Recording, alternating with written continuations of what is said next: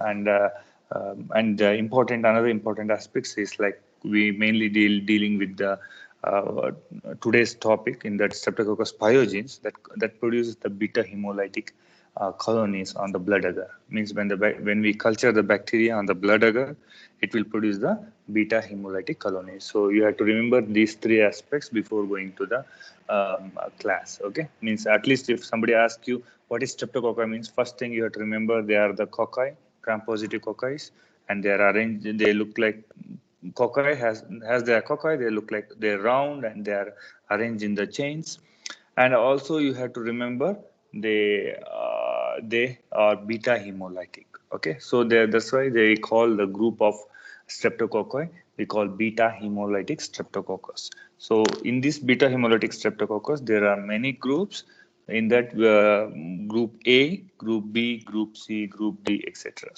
Okay, so most commonly associated in the human infection is the group A.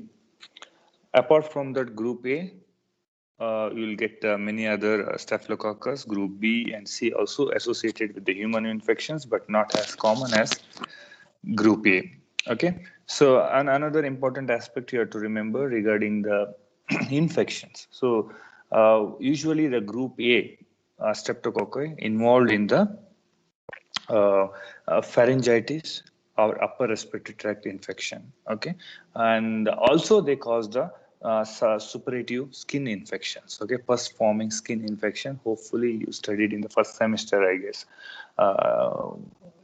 guess. So in that we had already taught you regarding the superficial skin infections which caused by both streptococcus and staphylococcus.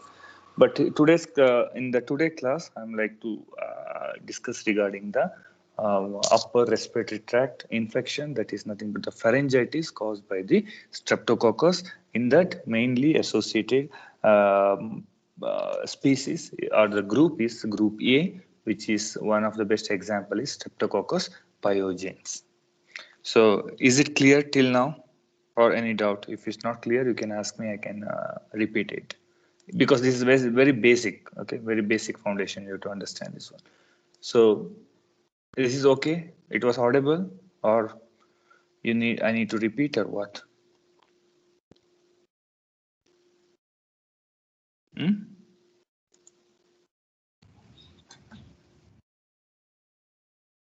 No, sir, you don't need to repeat.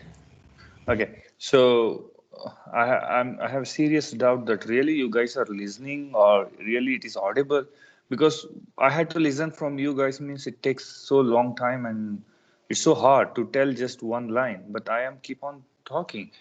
Is it really audible, or just this is the cosmetic classes? Huh? It is audible, It is sir. audible, sir. So you're audible. Okay, then it's fine. Okay, then I will share some slides. I found one slide. I will share that one. Same thing. That is good actually. PowerPoint photos. Okay, I will share the screen. Start broadcasting. Okay, my screen started sharing now. I will go for this TM Rauka one slide. His slide is good. Means for MBBS level, it's good. I will tell the same thing. Okay. It doesn't matter who made the slide. I can remove his name and put my name or someone's name. So that doesn't matter. Just to keep the transparency, I'm keeping the same slide to give a credits for this guy. So anyhow, so it doesn't matter. It's very basic thing here. Nothing special. Only thing is at the end of the class, you should know the basic concepts regarding the streptococcal pharyngitis. Okay. Okay, so today in the class, we'll discuss about the complications, diagnosis, and how can we prevent the Streptococcus pharyngitis. So the screen is visible. Yes, Yes, sir. sir. Yeah, okay. Yes, sir. That's okay, fine. Yes, sir. Okay, so we'll go for the definition now, the pharyngitis. So this refers to the inflammation of the structure of the pharynx, or just a pharynx, you can say. Okay, so inflammation of the pharynx or whole pharyngeal region. So what we call it as pharyngitis.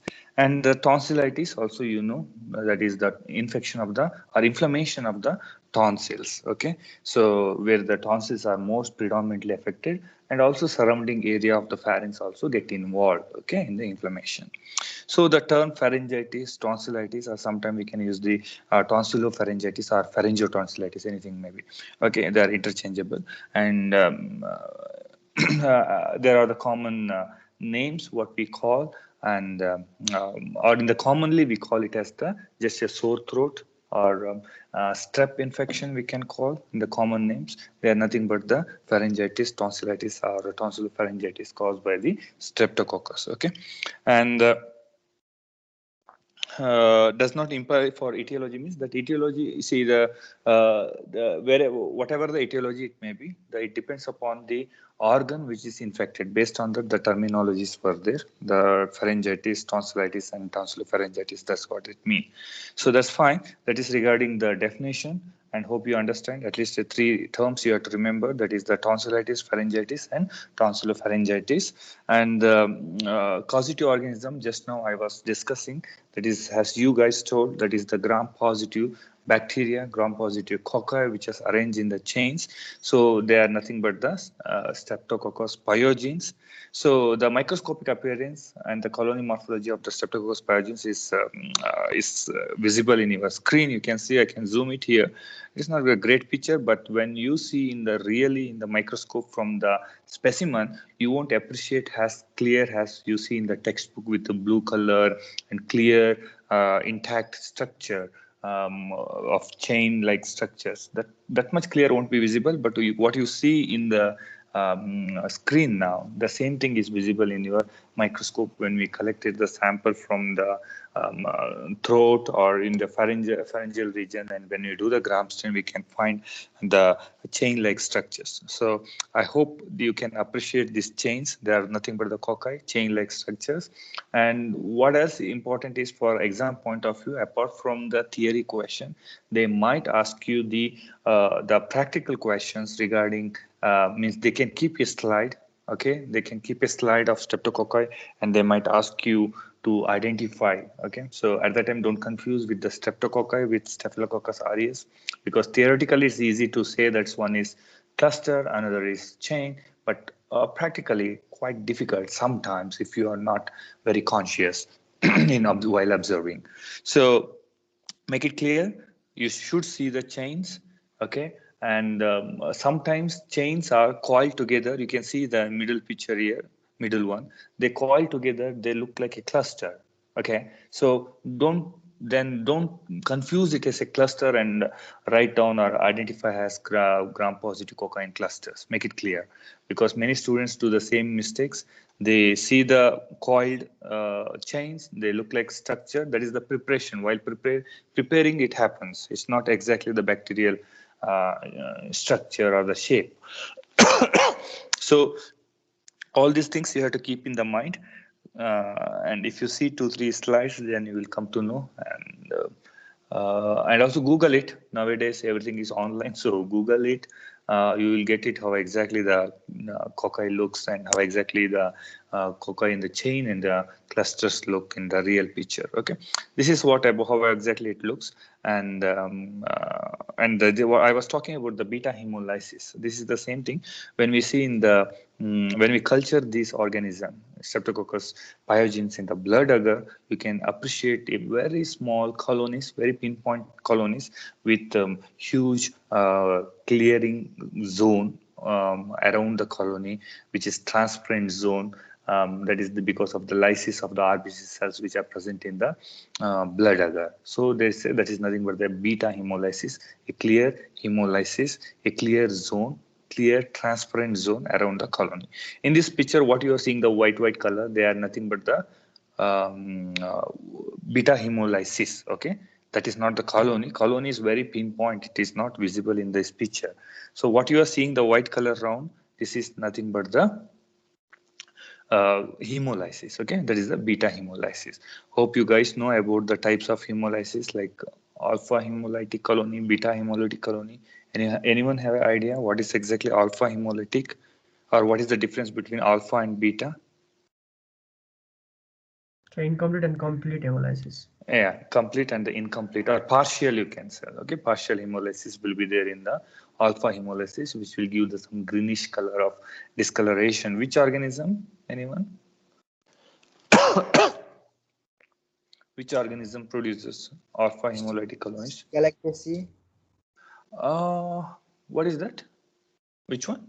I couldn't hear. Repeat. Sir, Streptococcus galactaceae. Galactaceae. Is it true?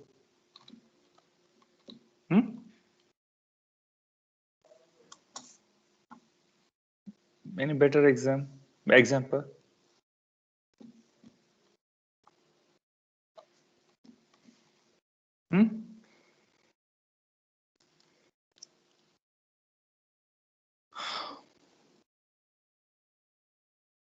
Streptococcus galactaceae. Why you told that? I don't know.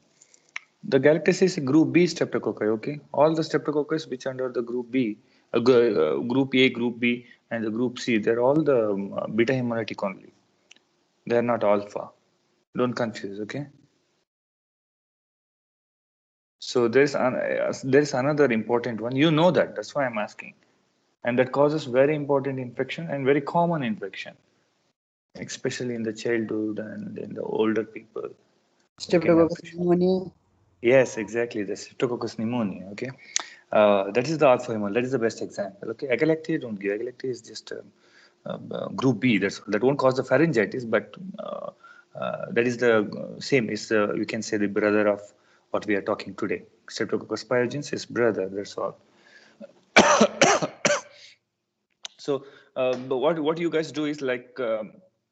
Go home and there is called the Lancefield classification. Okay, Lancefield classification, they will classify the streptococci into group A, group B, group C, etc.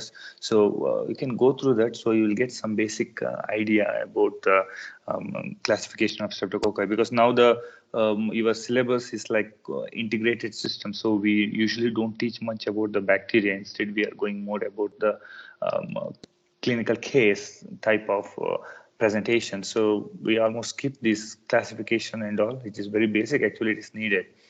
So anyhow, so you go home and note it down, that Lancefield classification that will classify the streptococci into different groups. So in that group, group A, group B, group C are there.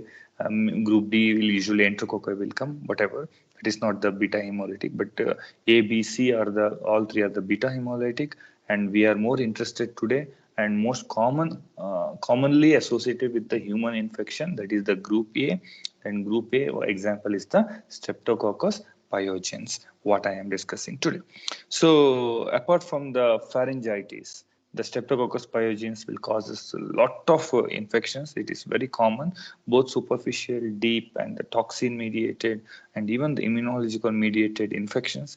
If you want, it is there in the screen. I can just read it out. The superficial infection, that is the today's topic of interest, that is the pharyngitis. And apart from that, it causes the skin and the soft tissue infections like erysipelas, impetigo. We already studied in the first semester, if I am not wrong. Is it right? In the first semester, it was there, right? Yes? No. Yes, sir. Yeah. So you already studied that, so it's good. So both the skin and the soft tissue infections it will cause.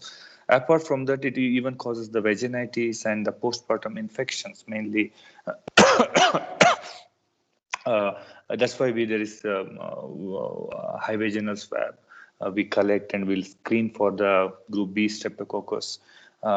Group A usually won't cause, but group A also may cause. Usually group B is associated, but in the case of pregnancy, so that may cause the infections during the delivery and all to the baby. It can transfer the infection to the baby. So you usually screen for the during the pregnancy. Apart from that, vaginitis and all quite rare, but the more common is the pharyngitis as well as the other soft tissue infections like erysipelas, impetigo, etc. So apart from the superficial infection, they also causes the invasive infections. Invasive infections, nothing but the deep-seated infections. Okay, it will go to the deep into the tissues, which are often life-threatening. So one is the bacteremia. You know what is bacteremia? That is the presence of the bacteria in the blood. When the bacteria enters into the bloodstream, it will cause the what we call the bacteremia that will lead to the sepsis and other complications. So you know about the bacteria sepsis or septicemia. So even the Streptococcus pyogenes, though it is rare, it may cause the septicemia. And the necrotizing facilities, you already might study, or if not studied, you might study later. So how it's also studied, I remember, because I only thought it is in the superficial and the deep-seated in the superficial infection only. I added one slide regarding the necrotizing facilities. Okay, so how exactly the skin will get necrotizing, and we already had explained about this, so I hope you know that. And other deep-seated infections, it includes the cellulitis and myositis and puerperal sepsis, and also it involves in the pericarditis, meningitis, pneumonia, and the septic arthritis. But usually these deep-seated infections, cellulitis is very common, but rest of these deep-seated infections are not quite common. Means the infection is common, but infection due to the Streptococcus pyogen is quite rare. Okay, cellulitis is very common. Cellulitis is very common. Cellulitis means first we remember either Streptococcus or Staphylococcus. And toxin mediated, regarding the toxin mediated, we have the Staphylococcus aureus will produce a lot of toxins, and it also leads to a lot of toxin-mediated infections. But also the Streptococcus, though it is quite rare and less, it also causes the scarlatina, that is the scarlet fever. You might have heard about the scarlet fever when it occurs in the babies. So, and the toxic shock syndrome also, it occurs to anyone. So that is also common, not common, but may happen. Okay, may lead to these toxic-mediated infections in the due to the Streptococcus pyogenes. And immunologically mediated, that is the rheumatic fever. And another most important is the post-streptococcal glomerulonephritis. Okay, PSGN, post-streptococcal glomerulonephritis. This is you have a separate class for this. Okay, this is a separate question will come for the exam. That is PSGN. What is PSGN? Means when there is what I am talking today is regarding only the upper respiratory or the pharyngeal infections. So after the pharyngeal infection, there might be a complications, what we call it as post-streptococcal glomerulonephritis. Okay, so that one we'll take a separate class and we will teach you regarding PSGN. And reactive arthritis, this is also one of the common immunologically mediated or immune-mediated infection caused due to the Streptococcus pyogenes. So guys, you understood about this, or I need to repeat, or any doubts you can ask me.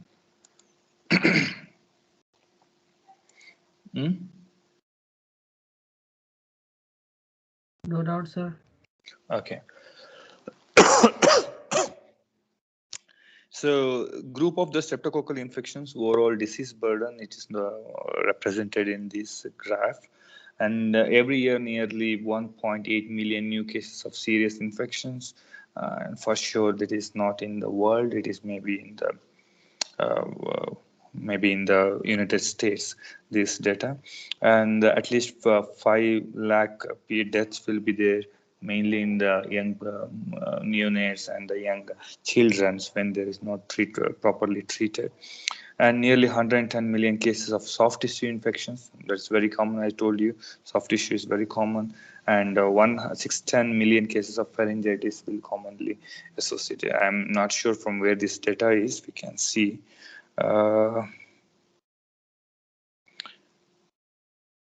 It's the WHO data. Maybe it is the general data. Okay, this picture is from the WHO. This graph is from WHO. I am not sure these numbers are from where they're taken from the WHO data or not. Maybe this is related to the United States or some high-income countries, but we have more number than this.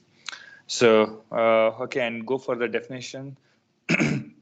I can skip this. You know that pharyngitis, tonsillitis, and laryngitis. So we already discussed about this. And there is also the involvement of the larynx, which we call the laryngitis. So when there is a laryngitis, you can see the change in the voice is the one of the common symptom. Apart from that, dysphagia will be there, difficulty in the swallowing, all those things will be there in the laryngitis, even in the tonsillitis too. So, okay, common name is the strep throat. Usually in our Asian countries, we don't use the term the strep throat. We use just a pharyngitis, or use called sore throat we use. But in the United States and in the Western countries, they commonly use the term the strep throat. Okay, so strep throat is mainly nothing but the streptococcus, which causing the throat infection. That's shortly they call as strep throat. So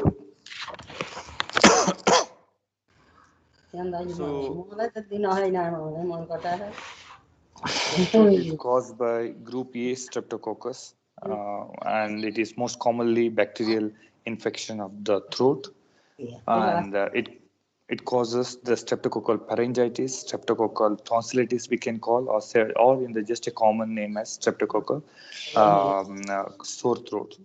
Please mute your voice.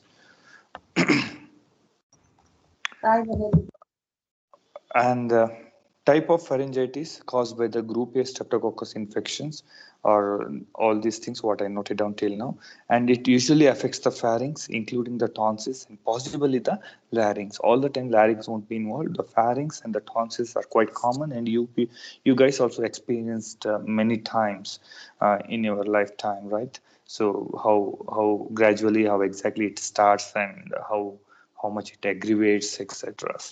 So the common symptoms include the mild fever, not quite fever, won't be there much, but sometimes will be there a mild fever because of these bacterial infections. And usually in the viral, you won't find much fever. But this is the wrong thing, writing the fever first. Don't do this mistake even in the exam. We are not dealing here with the fever, and fever should be somewhere in the last, okay? Here in this fellow written first fever. Don't do that. First symptoms you have to note down is the sore throat is okay, that's good, and enlarged lymph nodes and mild fever. Okay, that is how exactly you have to write in the exam, not like a fever everywhere. When there is an infection, when there is usually a bacterial infection, when there is a at that time fever will be there. So fever is just not any give any sense here. So, but you should not leave when there is the symptoms. So, but you have to write it. You have to give the priority last. So here the first priority is for the sore throat and the enlargement of the lymph nodes. Then we can go for the fever. Okay, that's how we have to write the symptoms. These are the three common symptoms, and it causes 37% of the sore throat among the children. Okay, and that means the Streptococcus pyogenes sore throat are nearly the 37%, mainly in the children's. So one thing I had to remember, when you have a sore throat, it doesn't mean it is by the Streptococcus pyogenes or the bacterial infections. Okay, so it may be the viral, and there are many unknown etiology which causes the throat infections. Maybe it is there in the next slide. I will explain you. So how exactly this transfer from how exactly we acquire the infection? That is the factors which lead to spread of the group A streptococcal pharyngitis. One is the droplets. So when you sneeze, when you cough, so at that time bacteria may transfer from one person to another via the droplets, but not the fomites. Usually it won't stay much in the fomites. So if there is an index, means it's not unlike a virus, I mean to say, or any other contagious bacterial infections, respiratory bacterial infections. So the fomites are less here, but the droplet infection is the common, and which may be happen when there is a overcrowding, and also in the case of in the family, when there is a close association with the young children or elderly. And so, and the family context is already proven, it is well known thing. And poverty also matters a lot, because the poverty, again, there's a congestion, unhygiene, etc. matters. So that leads to, again, the chances of infections are quite more. So regarding the etiology, as I told you, when there is a sore throat, don't 100% declare it is by the Streptococcus pyogenes. Okay, so nearly 30 to 65% of the sore throat or pharyngitis is idiopathic. Means you have a symptoms, but you are not sure about the etiological agent. Okay, this quite unknown etiology, that is nearly 30 to 65%. It's a huge, and near 30 to 60% of the cases usually by the viral in the origin.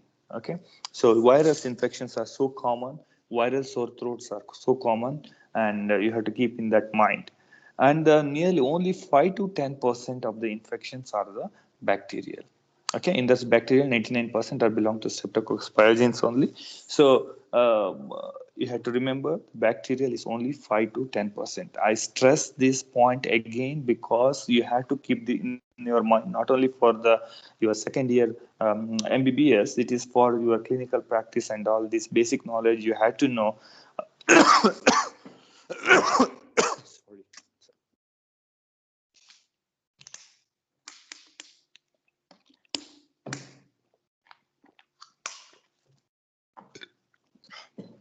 Okay, so why we have to know? Because see, when there is a sore throat, the means the treatment strategy or complete management will be differ from viral, differ from the etiology. Okay, so because if it is idiopathic or if it is viral infections, that management is entirely different, and if it is a bacterial, it is again different.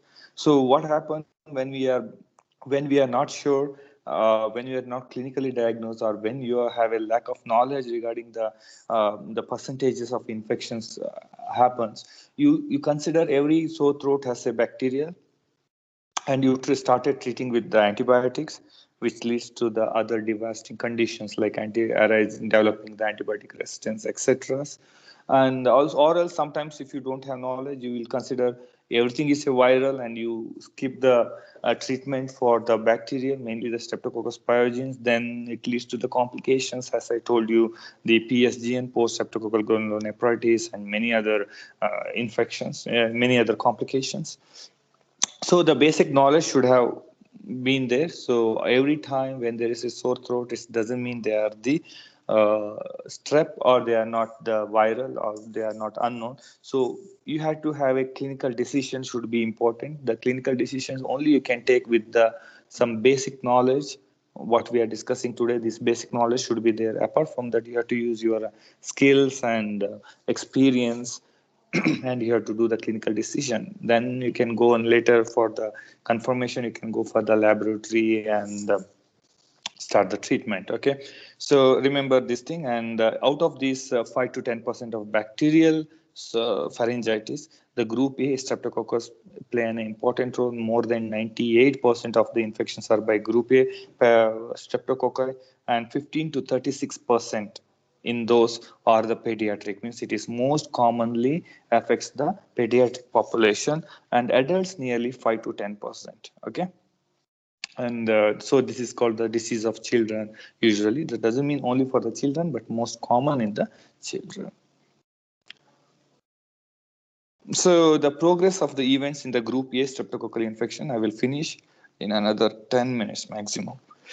So there will be tonsillar swelling will be there, hope you know that, and erythema, exudates will be there mainly in the tonsillar region, and pharyngeal erythemas will be there, and for the pharyngeal exudates we can find, and there may be also throat congestion. Okay, this all you already faced it, and it's very easy for exam point of happened to you. Just you remember what are the symptoms you got when you are suffering from sore throat. Same thing, you write it down, it's easy.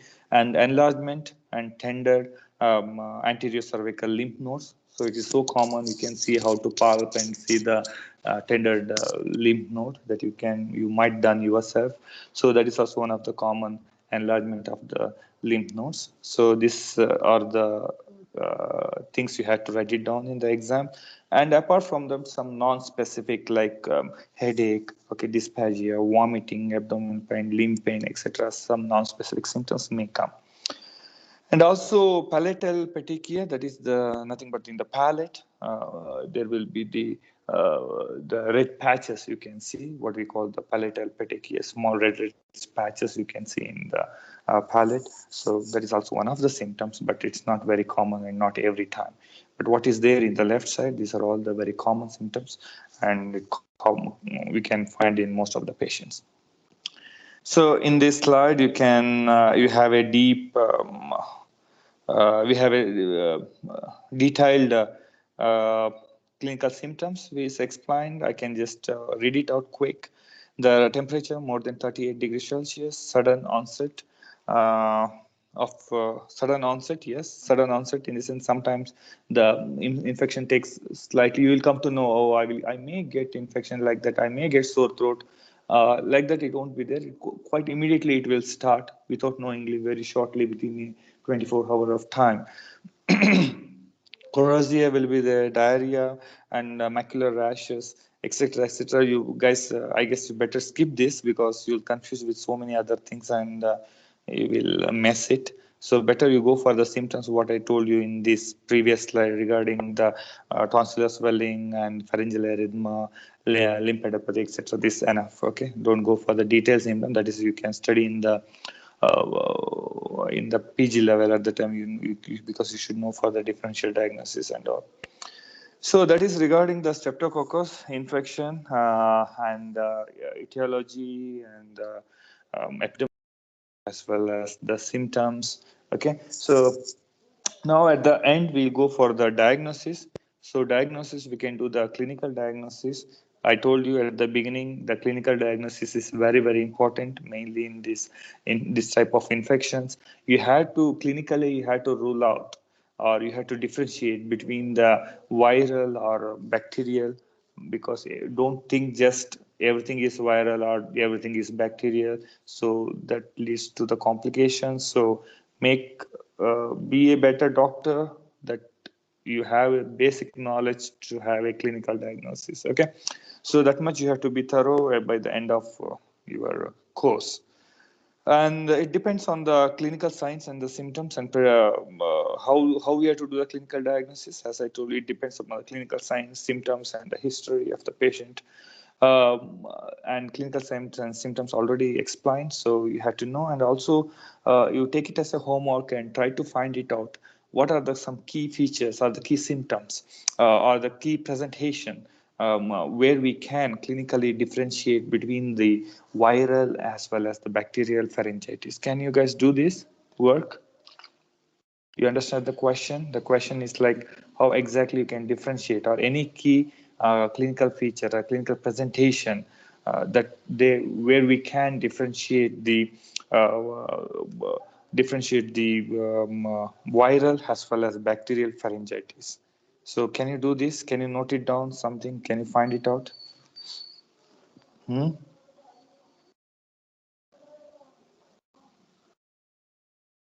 Hello? Are you sleeping? Anyone is there or not? Okay, sir. Yes, sir, Okay. we'll do that. Do it. It's for you. Okay, don't do for me anything. It's for you. And I told you it's not for just for second year MBBS. This is the basic knowledge it needed for you to become a physician. So please go and do it. And diagnosis, apart from the clinical diagnosis, the supportive is the laboratory diagnosis. Okay, so lab diagnosis usually mainly matters for the bacterial infection. That is mainly when there is a streptococcal infection. For the viral, you don't want any bacterial infection. Sorry, you don't want any laboratory diagnosis usually in the routine cases, because usually the viral pharyngitis will be self-limited. It will disappear after a few days. Okay, if you do some symptomatic treatment, that's good enough. Or even the home remedies work well. But in the case of the bacterial, you need the antibiotics to avoid the complications. So culture is always good to do when it is available. The facility is available, and try to make it clear this is really the uh, group A related, or it may be viral or unknown origin. If it is group A related, if you are sure it is the bacterial, then better the treatment strategy should be different. So you have to start the antibiotic course. So that's the reason we have to know. And the one we can do in the lab is the culture. Another is the rapid antigen detection test is also there. Usually in the Western countries, when everyone can't do the culture, and every time culture won't come positive. So the rapid antigen detection test is available. It is rapidly you can do in the bedside, or you can do in the clinic itself. So without depending upon the laboratory facilities. Why I'm highlighting, because I don't know, so many people may work in the primary healthcare later. So for that, you can keep the rapid antigen test, and you can run side by side, maybe the sister or you can do together, and it will immediately you can get some evidence of bacterial infection or streptococcal infections. So that test also available now, and you can do it. So here important aspects you have to remember: the collecting the appropriate specimen, that is very, very important for the culture. Culture need a throat swab. Yes, you know the throat swab, but while collecting the throat swab, you have to use the certain precautions. Go home and try to find out how exactly you have to collect the throat swab. So how you have to use the swab, and how exactly, where exactly you have to take the specimen without touching the other oral parts, because oral cavity is completely filled with millions of bacteria. Okay, there are all the normal floras. So the question is like, you have to pick out of these millions of bacteria, you have to pick your pathogen, that is Streptococcus pyogenes. It's not so easy. You understand? So that is the reason you have to remember this. How to collect the sample, appropriate sample matters a lot here. So appropriate sample without touching any other oral cavity. When you have to rub the this from tonsillar region and also the posterior region of the pharynx. Okay, just only touch the swallowed erythematous or reddish inflamed region in the in the upper and the posterior part of the pharynx, as well as the tonsillar region. Just rub and take out the swab. Don't touch your swab to the oral cavities and where the saliva is there, which contains the numerous bacteria. So if you collect properly, the chances of isolation of the bacteria, that is Streptococcus pyogenes, is high, and your treatment will be easy. Diagnosis will be done and treatment will be easy, and you will become a good doctor. So if not, your sample collections wrong means whole your reputation will come down, because the bacteria won't isolate. If bacteria don't isolate means you can't diagnose. You can't diagnose means you don't treat properly. When you don't treat properly, of course you can't become a good doctor, and nobody bothers you. So all the time the basic things matters, so keep in your mind. So in this slide it is there how exactly you have to take the swab specimen. So throat swab is also considered as a gold standard and nearly 90% sensitive and 99% specific for the Streptococcus pyogenes detection. So we can go for that, and it's easy. And when we culture, you can see in the picture, see here, this is the colonies as well as beta hemolytic streptococci, you can see, okay, in this picture. So this is how exactly we can culture in the blood agar, and how you can see the beta hemolytic streptococci. Okay, is the clear picture which is noted here. The hemolysis, clear hemolysis we can observe in this picture when we culture in the blood agar. So we'll go for the, okay, there is differential diagnosis. If you are interested, you can go through this. That's also important. That's the infectious mononucleosis.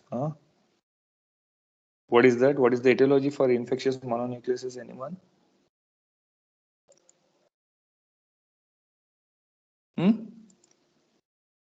Hello?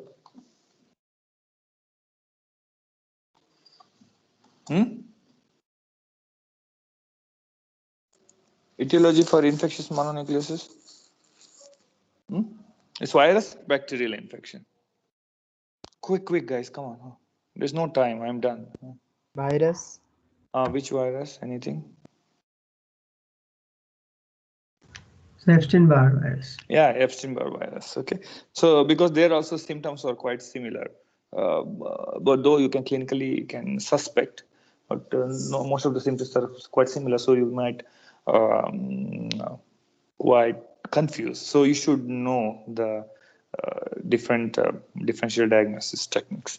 So epiglottis also might be there, and gonococcal pharyngitis is quite rare. You know gonorrhea, but gonococcal pharyngitis is quite rare. Okay, mainly in the oral sex and all, you will get the gonococcal pharyngitis, quite rare, but it is there. So you should, rare, it doesn't mean never happen or something you should forget or something. You should know that the chances are there anytime. So if you know that there is a gonococcal pharyngitis, then anytime in your career, you can, for sure you will get few cases if you are not aware that, you just ignored means rare, like that. If you ignored, you never get those cases. So keep in mind, there is also the gonococcal pharyngitis is there. Quite, it is very rare, but not very rare, it's rare, but yeah, if you look into it, you will get it. And diphtheria is now, it is very, very rare, and you won't usually, diphtheria cases are not there. Yeah, you have to, but you have to keep in the mind. And neutropenia cases also, patient sometimes you feel the same symptoms, so you might be confused. So anyway, we'll go for the complications. Few complications I already noted down. One is the acute rheumatic fever. You have a separate classes, I guess, for that. And the scarlet fever, you should know about that. There's no classes, but you should know. And the streptococcal toxin shock syndrome, this we already taught in the first semester, I guess, but also you should know, at least brief what exactly it is. And PSGN, that is the post-streptococcal glomerulonephritis that I was telling you, and there is a separate class for this. Anyhow, but you should know what exactly the PSGN also, okay? And at least you have to know to list out the complication of the streptococcal pharyngitis, okay? I repeat, one is acute rheumatic fever, scarlet fever, streptococcal toxic shock syndrome, and PSGN.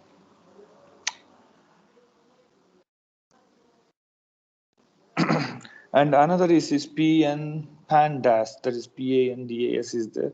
That is the acronym for the pediatric autoimmune neuropsychiatric disorder associated with the streptococcal infection. So it is quite interesting, though most of the people don't diagnose it because of lack of knowledge or something, I don't know. So if you have a time, please go through it. It is quite interesting, okay, for me, quite interesting. And it won't be in every textbook, so go through it.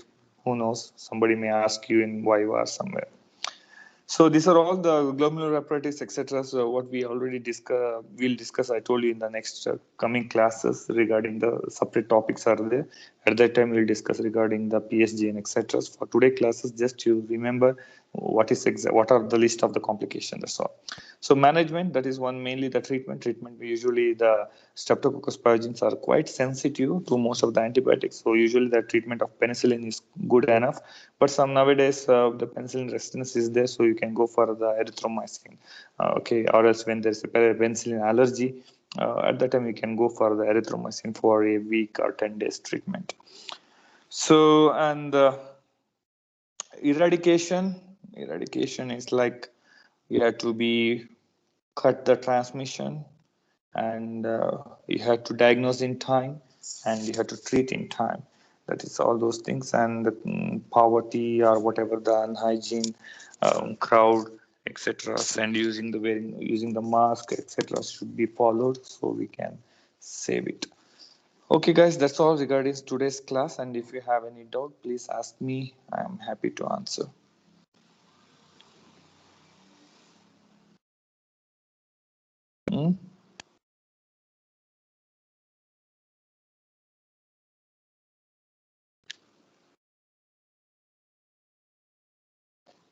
Any questions? Any doubt, anything, you can ask me.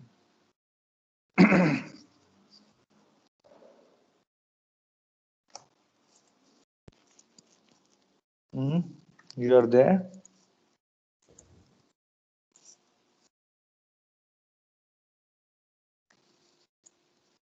Guys, quick. It's getting late.